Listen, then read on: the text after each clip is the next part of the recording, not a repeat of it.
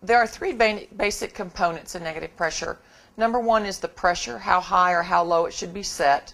The second one is the wound filler, and understanding the difference, pros and cons, between the different wound fillers, whether it be black foam, white foam, or AMD cotton gauze. The third component is the mode, about how pressure should be delivered, whether it's continuous or variable. As we know, gauze should be moist before putting it into the wound base. This prevents ingrowth of the tissue into the gauze. You don't have to overpack with gauze. You basically just want to fill the wound, and it's okay for the dressing to have a little bit of a concaved appearance once it's completed. You don't want to overpack and pack the wound too tight, because then it becomes a pressure source. The nice thing about using the gauze is you can create your bridge over to a secondary wound all in one step, rather than cutting multiple pieces.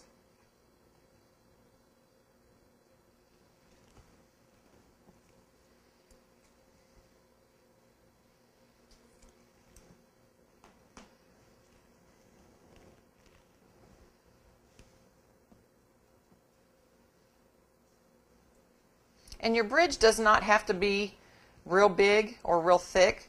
It just needs to be able to connect wound A to wound B.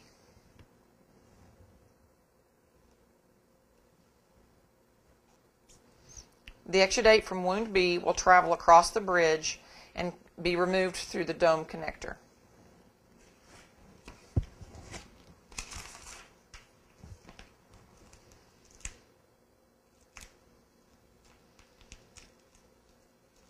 Remember to work in the grooves, any type of gluteal groove or groin groove. Make sure that you use your transparency first in those grooves and secure that dip.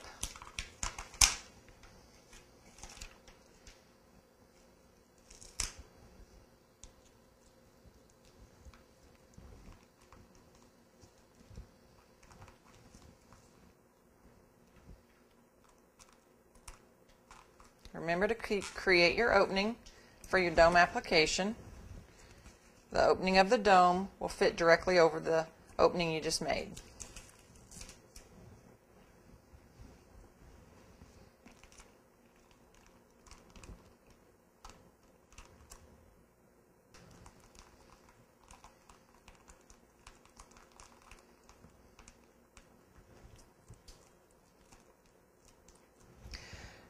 In the beginning of this wound, we didn't see that immediate contraction or compaction down of the wound filler. So what you want to do is start from the center and just literally walk your fingers around like you're creating a bullseye, and you will usually find your small area where the air is leaking out that's preventing the contraction. So I always call it just walk your fingers around the dressing. Now remember, we've had the transparency underneath the bridge that protects the good skin. So exudate is coming from wound B across the bridge and out through wound A. What we've demonstrated here is a gauze wound filler with a bridge over to wound B.